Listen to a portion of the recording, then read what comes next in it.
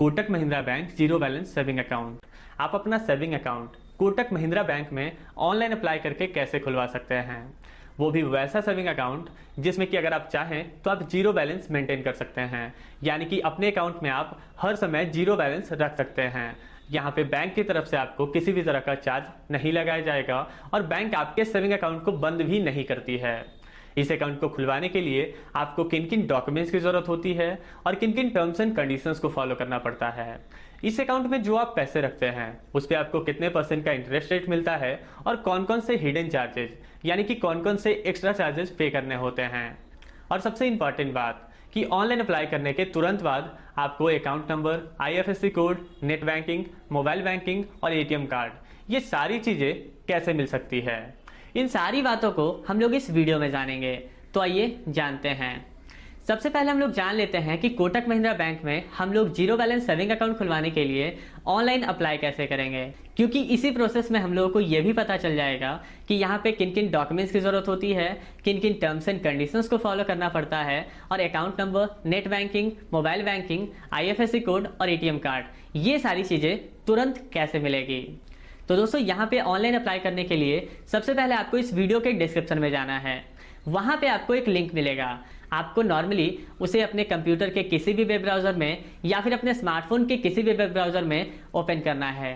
जैसे ही आप ओपन कीजिएगा तो आपके सामने एक वेब पेज खुल करके आएगा, जो कि कोटक महिंद्रा बैंक के ऑफिशियल वेबसाइट का वो पेज होगा जहाँ से कि आप सेविंग अकाउंट के लिए डायरेक्ट अप्लाई कर सकते हैं। तो यहाँ पे दोस्तों आपको 3 कॉलम दिख रहे होंगे। सबसे पहले कॉलम में आपको अपना नाम फिल करना है। सेकेंड कॉलम में आपको अपना मोबाइल नंबर फिल करना है, वो मोबाइल नंबर जो मोबाइल नंबर आप इस अकाउंट में रजिस्टर करवाना चाहते हैं। और थर्ड कॉलम में दोस्तों ईमेल आईडी फिल करना है। तो जो भी आपका ईमेल एड्रेस है वो आप थर्ड कॉलम में फिल कर दीजिए। फिर नीचे आपको 2 कंडीशंस लिखे हुए दिख रहे होंगे। I am not politically exposed person, I am an Indian citizen and tax resident of India and of no other country, यानी कि आप इंडिया के रहने वाले हैं, इंडियन सिटीजन हैं और टैक्स भी इंडिया में ही पे करते हैं। तो आपको दोनों टर्म्स एंड कंडीशंस के पहले जो छोटा छोटा बॉक्स दिख रहा है आपको दोनों पे टिक कर देना है और लास्टली आपको ओपन नाउ पे क्लिक करना है। तब आपके सामने एक और पेज खुल करके आएगा जिसमें कि OTP फिल करना होता है। दोस्तों यहाँ पे आपने जो मोबाइल नंबर फिल किया था उस मोबाइल नंबर पे एक OTP जाता है, उस OTP को आपको इस कॉलम में फिल कर देना है। अगर किसी वजह से OTP नहीं जाता है तब दोस्तों देखिए कॉलम के नीचे आपको 2 ऑप्शन दिख रहे हैं, रीसेंड OTP और रिसीव ए कॉल। यहाँ पे अगर आप रीसेंड OTP पे क्लिक करते हैं तो OTP आपके नंबर पे दोबारा भेजा जाता है। वहीं आप रिसीव कॉल पे क्लिक करते हैं तो आपके नंबर पे कॉल आएगा जो कि आपको कॉल पे OTP बताएगा और उस OTP को आपको यहाँ पे फिल करना होता है। तो OTP फिल करने के बाद आपको नेक्स्ट पे क्लिक करना है। तब यहाँ पे एक और पेज खुल करके आएगा जिसमें कि लिखा हुआ होगा, do you agree to voluntarily use of your Aadhaar detail to open an account, और उसके नीचे कुछ और टर्म्स एंड कंडीशंस लिखे हुए हैं, उन्हें आपको पढ़ लेना है और फिर यस पे क्लिक करना है। तब आपके सामने 2 कॉलम खुल करके आएंगे। पहले कॉलम में आपको अपना पैन नंबर यानी कि पैन कार्ड का जो नंबर होता है वो फिल करना है और दूसरे कॉलम में आपको आधार नंबर फिल करना है। तो आप दोनों कॉलम में डिटेल्स फिल कर दीजिए। फिल करने के बाद दोस्तों नॉर्मली नेक्स्ट पे क्लिक कर देना है। तब आपके सामने टर्म्स एंड कंडीशंस का एक पेज खुल करके आएगा जिसमें कि कुछ कंडीशंस लिखे हुए होंगे, उसे आपको पढ़ लेना है और फिर आपको सबसे लास्ट में कंटिन्यू का एक बटन दिख रहा होगा, उस पर क्लिक करना है। तब आपके आधार में जो मोबाइल नंबर रजिस्टर्ड होगा उस नंबर पे एक OTP जाएगा, उस OTP को यहाँ पे इस कॉलम में फिल करना है। यहाँ भी अगर किसी वजह से आपके नंबर पे OTP नहीं भेजा गया है तो कॉलम के नीचे देखिए रीसेंड OTP का ऑप्शन है, आप उस पर क्लिक करके दोबारा OTP मंगवा सकते हैं। फिर दोस्तों OTP फिल करने के बाद फिर से आपको यहाँ पे नेक्स्ट पे क्लिक करना है। तब यहाँ पे provide your mobile number link to Aadhaar, आपके आधार कार्ड में जो मोबाइल नंबर लिंक है उस मोबाइल नंबर को फिल करने के लिए कॉलम आएगा। इस कॉलम में आपको वो मोबाइल नंबर फिल कर देना है और फिर लास्टली कंटिन्यू पे क्लिक करना है। तब यहाँ पे आपके आधार कार्ड में जो एड्रेस फिल होगा वो एड्रेस यहाँ पे दिखाएगा, तो यहाँ पे इसे पढ़ लेना है और फिर कंटिन्यू पे क्लिक करना है। तब यहाँ पे एक पेज खुल करके आएगा जिसमें कि कुछ कॉलम होंगे। इन कॉलम में दोस्तों आपको अपना करेंट एड्रेस जहाँ पर भी रह रहे हो यानी कि आपका करेंट एड्रेस फिल करना है। तो आप इन सारे कॉलम्स में अपना करेंट एड्रेस फिल कर दीजिए। एड्रेस फिल करने के बाद सबसे लास्ट में कंटिन्यू का जो बटन है आपको नॉर्मली उस पर क्लिक करना है। तब आपके सामने फिर से एक पेज खुल करके आएगा जिसमें कि लिखा हुआ होगा tell us a little bit about yourself. यहाँ पे जेंडर का कॉलम होगा, डेट ऑफ बर्थ का कॉलम होगा। तो इन दोनों कॉलम में पहले से डिटेल फिल किए हुए होंगे आपके आधार कार्ड के हिसाब से, जो भी आपके आधार कार्ड में आपका डिटेल दिया हुआ होगा उसके हिसाब से जेंडर और डेट ऑफ बर्थ ये दोनों फिल किया हुआ होगा। तो आपको इसमें आ जाना है थर्ड कॉलम में, यानी कि मैरिटल स्टेटस में। यहाँ पे दोस्तों आपको दो ऑप्शन मिलते हैं, सिंगल और मैरिड। तो अगर आपका विवाह हो चुका है तो आप मैरिड सेलेक्ट कीजिए, अगर आप सिंगल हैं, आपका विवाह नहीं हुआ है, तो आप सिंगल सेलेक्ट कीजिए। फिर उसके नीचे आता है ऑक्यूपेशन का ऑप्शन, यानी कि आप करते क्या हैं। तो ऑक्यूपेशन के नीचे जो सेलेक्ट लिखा हुआ है उसके सामने एक रेड कलर का डाउन एरो है, आप उस पर क्लिक कीजिए। क्लिक करते ही आपके सामने एक पॉपअप खुल करके आएगा जिसमें कि बहुत सारे ऑक्यूपेशन का नाम होगा। जैसे कि सबसे पहले होगा सैलरीड, अगर आप कहीं जॉब करते हैं, आपको सैलरी मिलता है तो आप सैलरी सेलेक्ट कीजिए। दूसरा होगा सेल्फ एम्प्लॉयड, अगर आप सेल्फ एम्प्लॉयड हैं, खुद का बिजनेस है आपका, तो आप सेल्फ एम्प्लॉयड सेलेक्ट कीजिए। अगर आप प्रोफेशनल हैं तो प्रोफेशनल, हाउसवाइफ के लिए हाउसवाइफ का ऑप्शन है। अगर आप जॉब करते थे, अभी रिटायर्ड हैं, तो रिटायर्ड का ऑप्शन है। और सबसे लास्ट में है स्टूडेंट का ऑप्शन, अगर आप एक स्टूडेंट हैं तो आप स्टूडेंट सेलेक्ट कीजिए। फिर है दोस्तों एनुअल इनकम का ऑप्शन, यानी कि आप एक साल में कितने पैसे कमाते हो। तो उसमें भी दोस्तों आपको सेलेक्ट के सामने वाले एरो पे क्लिक करना है। तो यहाँ पे फिर से एक पॉपअप खुल करके आएगा जिसमें कि कुछ लिमिट दिए हुए होंगे। तो यहाँ पे आपको सेलेक्ट कर लेना है आप जितने पैसे भी कमाते हो उसके हिसाब से। अगर आप पैसे अर्न नहीं करते हो तो यहाँ पे आपको सबसे पहला ऑप्शन सेलेक्ट कर लेना है, लेस देन 2 लाख। उसके बाद का कॉलम है दोस्तों फादर्स नेम, तो यहाँ पे आपको अपने पिताजी का नाम फिल करना है। फिर है मदर्स मैडम नेम, यहाँ पे क्या होता है दोस्तों कि जब भी किसी फीमेल का विवाह होता है तो उनके हस्बैंड के हिसाब से उनके नाम में कुछ चेंजेस किए जाते हैं, टाइटल में या फिर कहीं भी। तो यहाँ पे मदर्स मैडम नेम, यानी कि शादी से पहले जो उनका नाम था, अगर चेंज नहीं हुआ है तो वही नाम फिल करना है। लेकिन अगर कुछ भी चेंज हुआ है शादी के पहले वाले नाम में, तो आपको यहाँ पे शादी के पहले जो नाम था वो इस कॉलम में फिल करना है, मदर्स मैडम नेम वाले कॉलम में। और फिल करने के बाद दोस्तों लास्टली आपको नेक्स्ट पे क्लिक करना है। तब यहाँ पे पूछेगा do you want to add a nominee for your account now, यानी कि आप अपने अकाउंट में नॉमिनी ऐड करना चाहते हो। तो ये नॉमिनी क्या होता है दोस्तों, अगर आपके अकाउंट में कुछ पैसे होते हैं और आपका किसी वजह से डेथ हो जाता है तो आपके अकाउंट के पैसे आपके नॉमिनी को ही दिया जाता है, या फिर आपके जाने के बाद आपका अकाउंट जो है वो आपका नॉमिनी ही कंट्रोल कर सकता है। तो यहाँ पे अगर आप ऐड करना चाहते हैं इस अकाउंट में नॉमिनी तो यस सेलेक्ट कीजिए। अगर आप बाद में ऐड करना चाहते हैं, इसे आप बाद में भी ऐड कर सकते हैं, तो I will do it later select कर सकते हैं। लेकिन अगर आप अभी ऐड करना चाहते हैं तो आप एस सेलेक्ट कीजिए। तब यहाँ पे नॉमिनी डिटेल ऐड करने के लिए कुछ कॉलम्स खुल करके आ जाएंगे। सबसे पहले कॉलम में आपको नॉमिनी का नाम फिल करना है।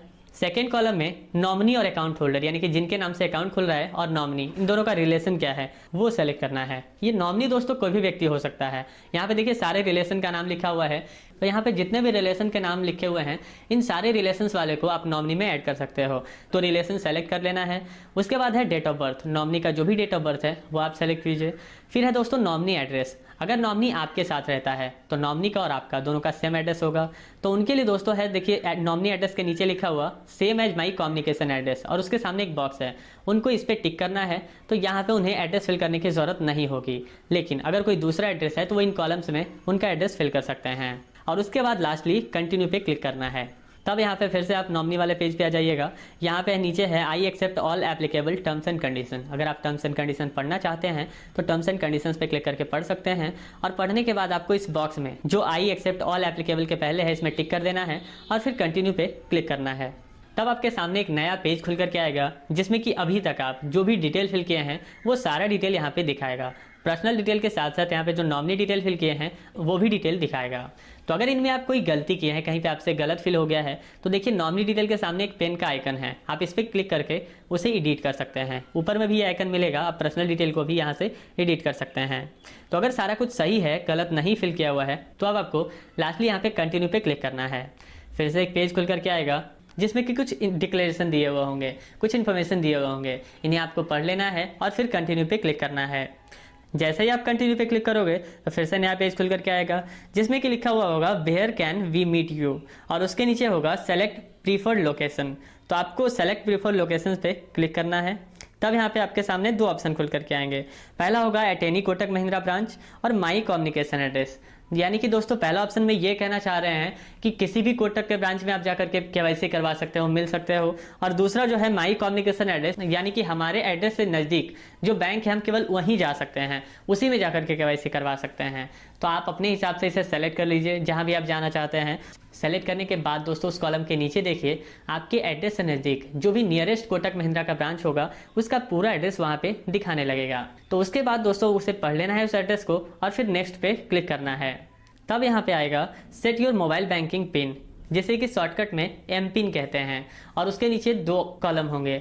इसमें दोस्तों आपको अपना एम पिन सेट करना है, यानी कि जब आप मोबाइल बैंकिंग यूज़ करोगे तो वहाँ पे एक एम पिन की ज़रूरत होगी लॉगिन होने के लिए और लॉग आउट होने के लिए, तो उस एम पिन को यहीं पे क्रिएट कर लेना है। ये एम पिन दोस्तों 6 न्यूमेरिक डिजिट का होना चाहिए। एम पिन में दोस्तों कोई भी नंबर रिपीट नहीं होना चाहिए। वो दोस्तों जैसे आप पहले कॉलम पे क्लिक कीजिएगा तो उसके नीचे 3 इन्फॉर्मेशन दिए हुए होंगे, उसके हिसाब से आपको एम पिन बना लेना है और वही एम पिन सेकेंड कॉलम में भी फिल करना है। फिल करने के बाद फिर आपको कंटिन्यू पे क्लिक कर देना है। जैसे ही आप कंटिन्यू करोगे तब दोस्तों यहाँ पे लिखा हुआ आएगा welcome to the 811 club Roshan Kumar, जो भी आपका अकाउंट होल्डर नेम होगा, और उसके बाद उसके नीचे आपको वहाँ पे अकाउंट नंबर दिया हुआ रहेगा। उसके बाद योर CRN नंबर होगा। दोस्तों मोबाइल बैंकिंग में लॉगिन होने के लिए CRN नंबर की भी ज़रूरत होगी।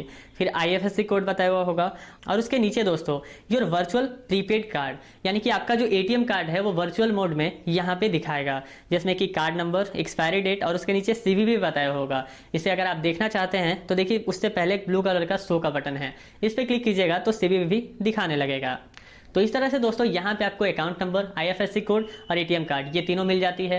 अब बात आती है कि आप मोबाइल बैंकिंग कैसे यूज़ कीजिएगा।